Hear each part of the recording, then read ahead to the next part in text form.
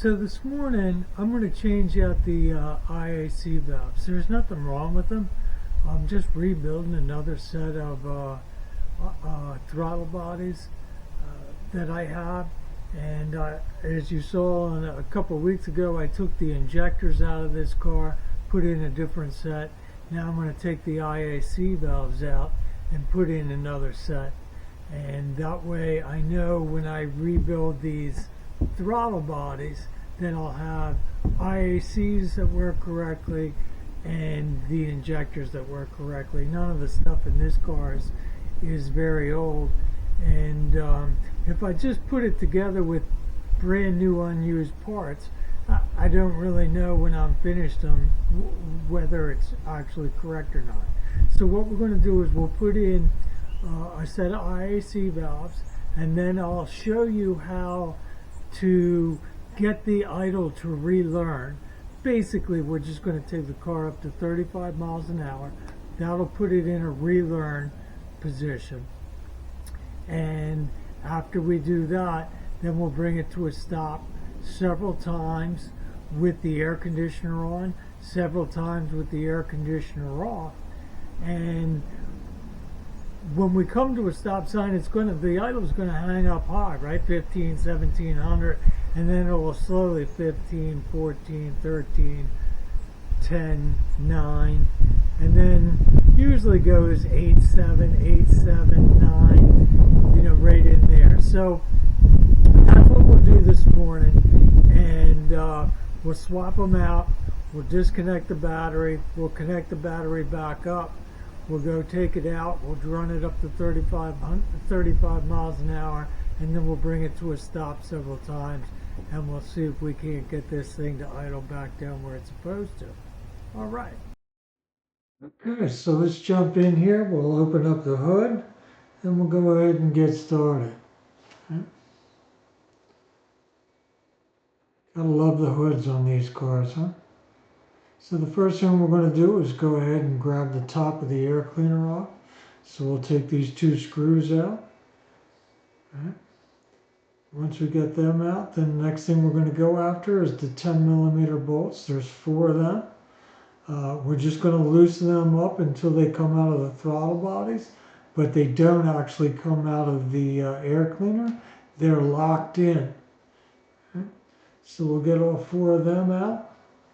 And then the air cleaner is actually connected in 3 different spots. So there's a heat exchanger on the one side.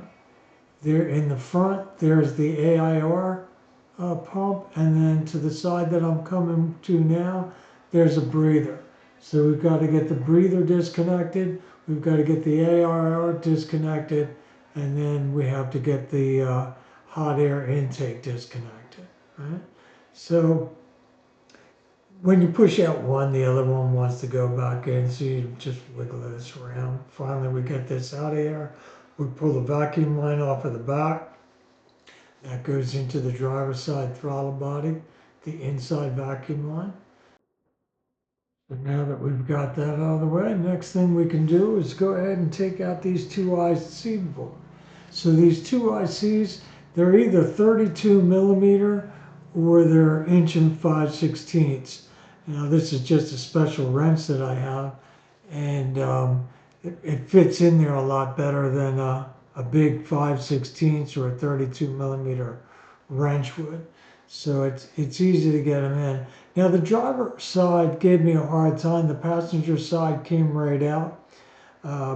One thing that they have a gasket on them, but they also have, I don't really want to call it Loctite, but some kind of glue that they come with from the factory that stops any vacuum leaks, right?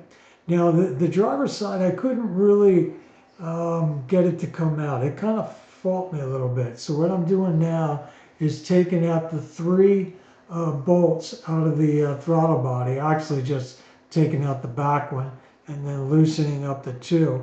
And that'll allow me to pry that throttle body up just a little bit. And that'll give me enough room to get that wrench to go in there. Because I kept hitting the fuel line and I just couldn't get enough on it.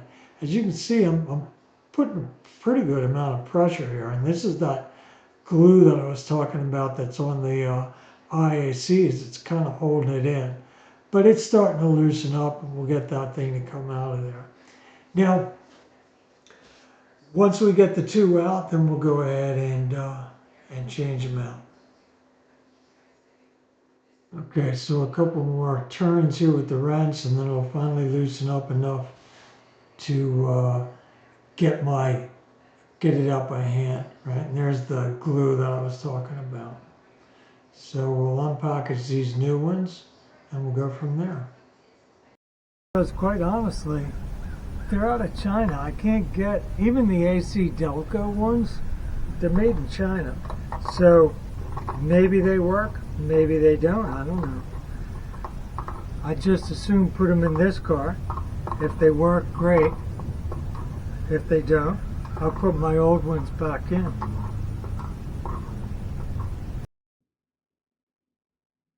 So like I said, the reason why I'm doing this is I have a complete setup, another Crossfire setup that I bought, and I'm rebuilding.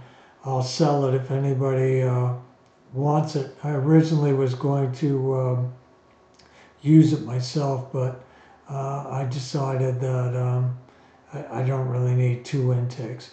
So I figured if I pull the injectors out of this car and I pull the IACs out of this car and put them into the new Crossfire unit after rebuilding the throttle bodies, then I know if I sell it to somebody, it'll be in good working order because this car ran real well. So here we go. We're going to go ahead and screw these new ones back in there.